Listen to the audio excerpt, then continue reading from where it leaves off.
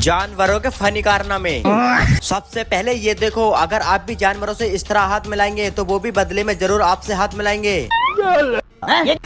जो लोग जानवरों का भला सोचते हैं ना, तो याद रखना भगवान उनके साथ कभी बुरा नहीं होने देता।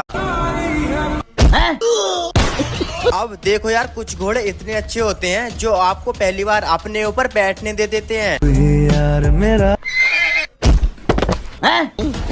अब यार ये देखो, इंसानों से अच्छे तो जानवर होते हैं जो किसी को अकेला देखकर उसकी मजबूरी का फायदा नहीं उठाते हैं।